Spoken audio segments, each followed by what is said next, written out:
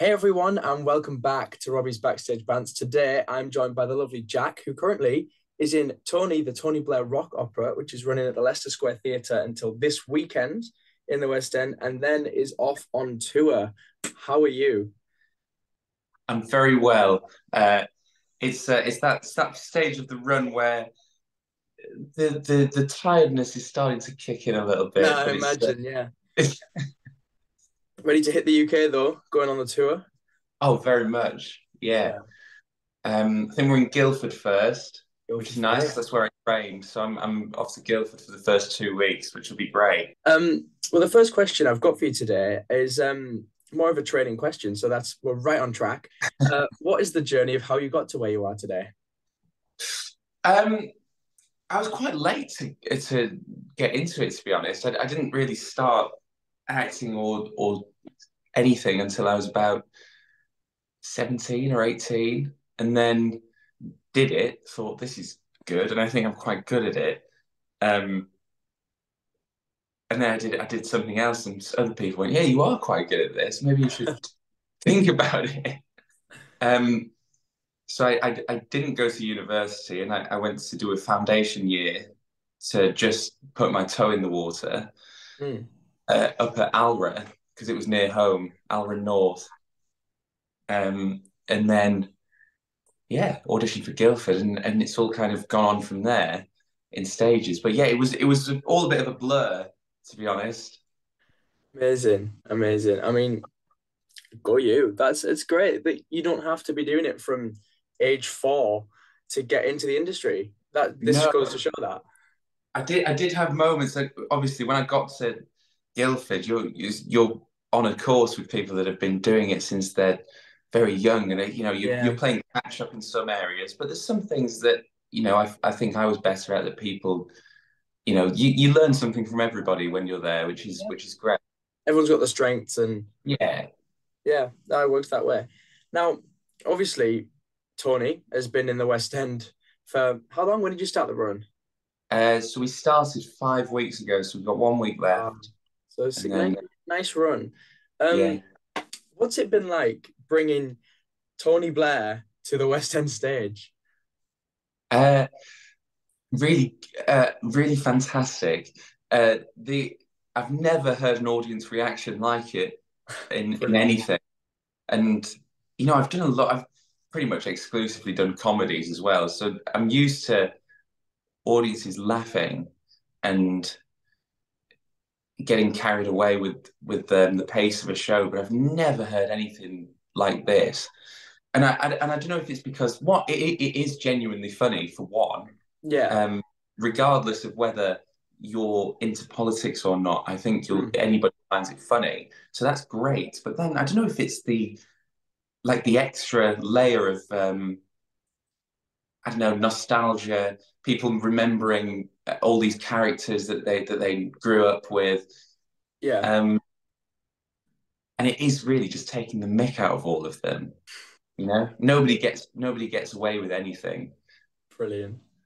That's I can't wait to see it. We are looking forward to it. I'll tell you that. Now, how did you create your version of Tony? With research and things like that. How did you go about doing that? um, well, so there's like how to describe this? There's like so throughout the show that Tony rarely leaves the stage. There's only like 10 minutes where he's off stage in the whole thing. And there are different sections to the show. There's like a heightened caricature because it's such a fast-paced farce. Hmm. There's this heightened caricature of Tony where it's very much focusing on the cartoon aspects of the man with his massive grin and dead behind the eyes smile.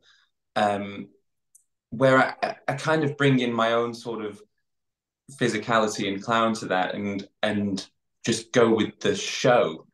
Yeah. The show is fast paced, it's a farce, and Tony's kind of caught up in this whirlwind and just falling upwards. So there's that sort of character, which, the audience hold on to the smile, the face, Yeah. and go, well, that's our Tony. And whatever else is happening, he is in a play. Mm.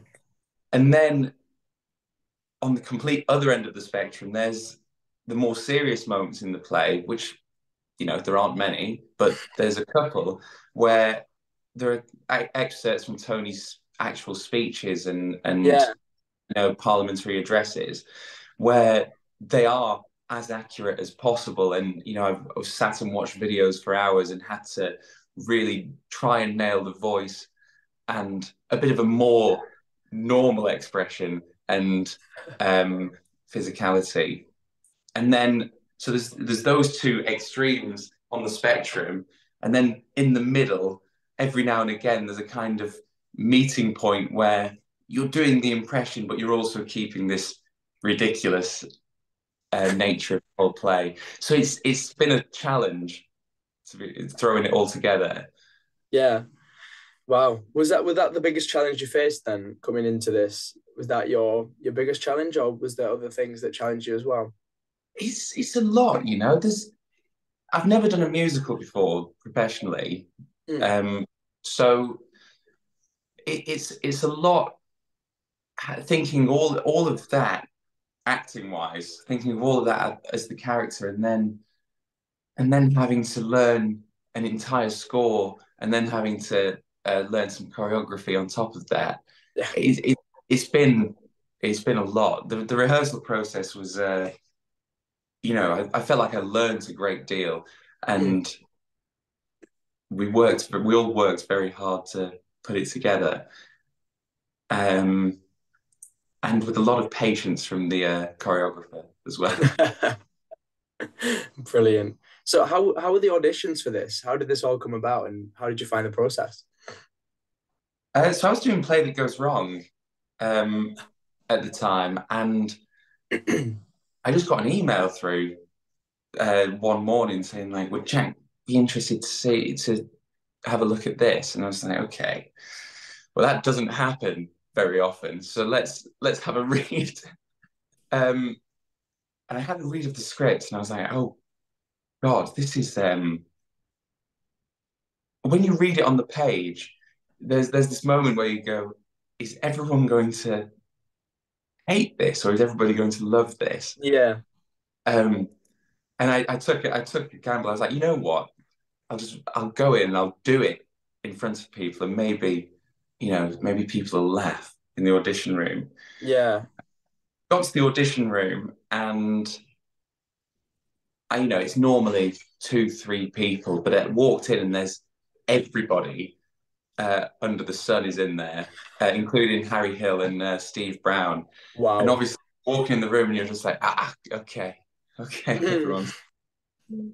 Um, and within the first two lines, I kind of understood the style straight away. I Yeah. kind of it all fell into place.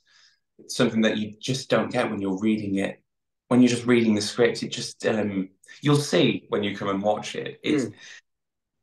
And it is like Marmite. There's people that don't like farce. There's people that go and see a comedy and they go, oh, it's not quite what I find funny.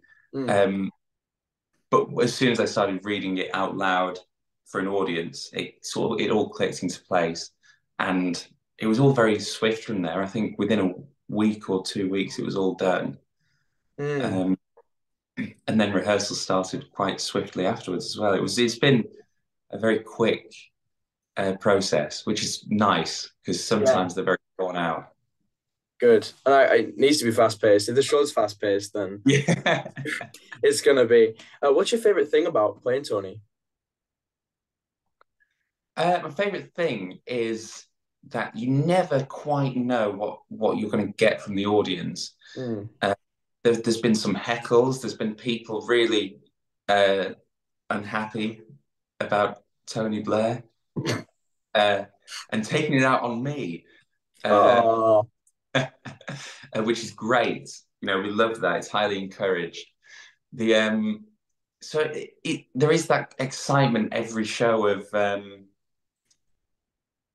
everything's that has to be a little bit different. Everything's a little bit tailored to Mm, the audience, and that again, it doesn't happen very often. Sometimes you can do something and it can become quite repetitive and tailored for uh, just the London audience. Whereas within the first few jokes of the show, you know how the audience feel about Tony, and yeah, you know how I know what's coming up, and I know how they're going to react to certain things. So that I think that's the most exciting thing about it. yeah. No, I bet. Do you have a favorite moment in the show that you just tops everything for you? Yeah. The very last song uh, kind of rounds up the whole show.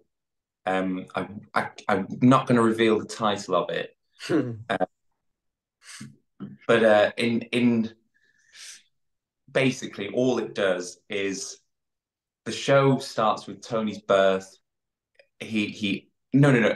So he's on his deathbed, and he goes, I'm going to take you through my life. I'm going to confess all of my sins." Then he's born, and then it goes right back to his deathbed. And having watched his sort of morality tale of falling into corruption and power,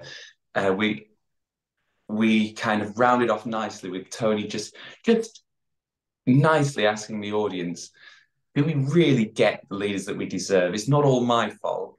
Everyone is a bit rubbish, and we're all complicit, and we're all in this together. So don't just have a go at me. And it's very nice. It's a very nice ending to the show, and the audience, Yeah, it kind of takes them by surprise a little bit. yeah. No, that's really good. Now you've mentioned a lot of the audience response, but Mm. how's that been? What's that been like for you? Because obviously going into it, you didn't know how anyone was going to take this, and then seeing it on the stage with an audience, which many have been sold out sometimes. Yeah, That's great. And how's that been? it's been it's been fantastic. I really can't um put into words. It's a completely different buzz from this, on stage and off it. You know, the kind of feedback that we're getting throughout the show is on another level. But then afterwards, Mm, you're going to, there's crowds of people stood outside going, oh, that was fantastic, you know. And then everybody's got a story. Everyone's got a story of you know, whether they were waiting up on election night with champagne and was mm. saying this is the best thing for our country. It's going to be amazing, and it's something that I can't really imagine. That you know, and probably you the same. I've never seen more of a disillusionment with politics than right now, where nobody feels really connected to it, and No. maybe that's a good story for the audience because they remember how hopeful they were and how Mm, excited everybody was. But yeah, it's the stories afterwards that have been quite something. We've had people that work near close to the government who wow. have stories about what happened around the time, and yeah, everyone feels very connected to it. Even young people, younger audience members are coming up to us and saying um, that they feel connected to it because of you know they've had to live through Boris Johnson and you know Donald Trump and the likes of Yeah. people who are more on the nose uh, than Tony was, but all the same, everyone's connected to it in some way. Yeah, absolutely. And that's amazing. So how does this differ for you from the play that goes wrong? Not very similar at all, but in the ways they are. Uh, yeah. So the play that goes wrong it is highly choreographed. It has to be. Yeah. It's such a staple of a high end farce, a Yeah. British farce. It's so reliant on moments, I think, in the show where every single part of the play leads up to this moment, then it's the next moment, then it's the next moment. Yes, yeah. And if you miss a movement, if you miss a beat, then the moment doesn't quite land. You know, it's more reliant on choreography and clowning than it is uh, acting. I think personally, I think Yeah, the audience acts better when everything's really slick with the play that goes wrong.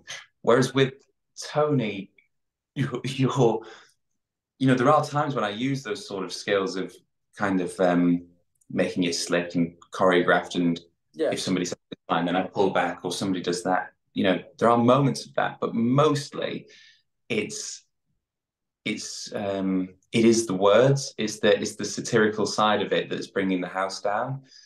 Um, absolutely. so yeah, the differences are there. They really Mm. are, and the audiences are very different.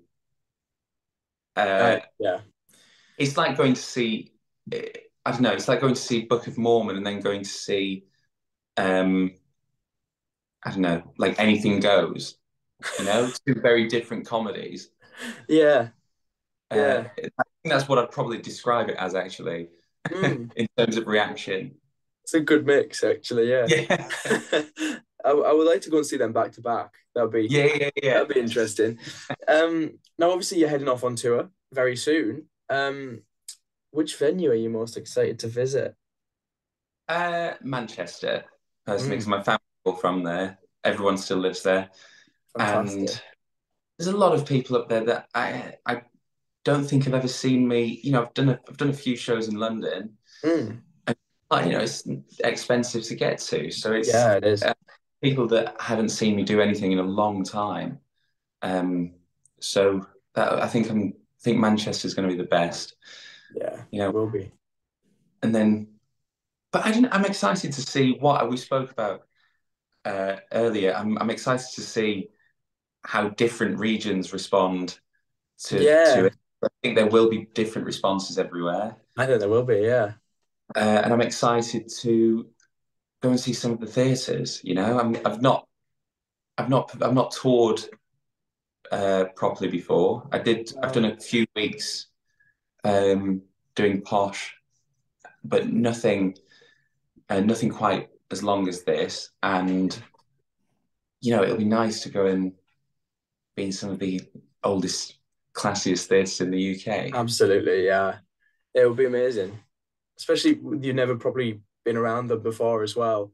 For your first time seeing some of them performing on them, and then as well getting the completely new audience reaction every Yeah, week, yeah. which is it's going to be fun, I imagine. Now, what can we expect if we're going to come and see Tony? Um, you can expect high energy, fast-paced script with some of the best character actors I've ever worked with. Um, you can expect songs that are going to stick in your head for hours and hours, because they are just so catchy, but with lyrics that are so cutting. You can expect to laugh. You can expect to feel a little bit uncomfortable, I imagine, in some moments. And I think you can expect to go away with a bit more of a perspective of um, if you can't laugh at adversity, then we're really Yeah. going to struggle, because you've got to laugh at yourself.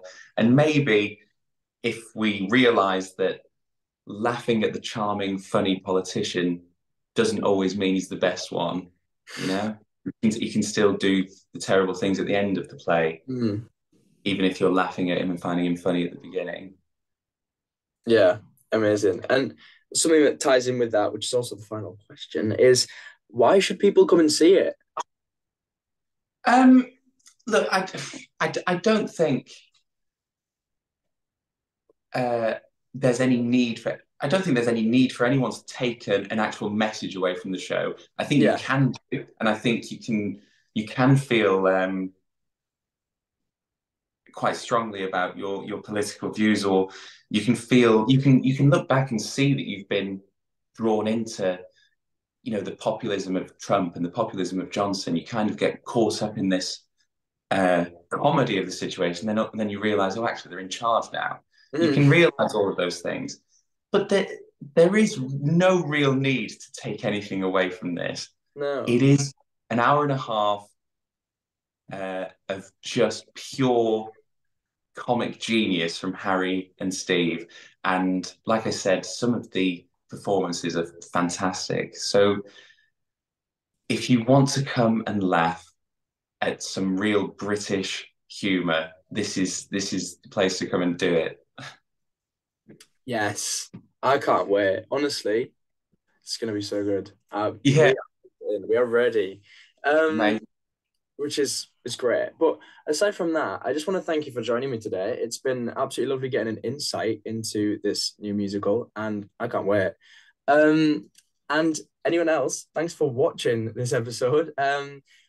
Like, comment, subscribe. That'd be great. Um, go see Tony. I will leave some details in the description. So if you want to go and book some tickets, go and do that. And I'll see you all in the next episode. Bye.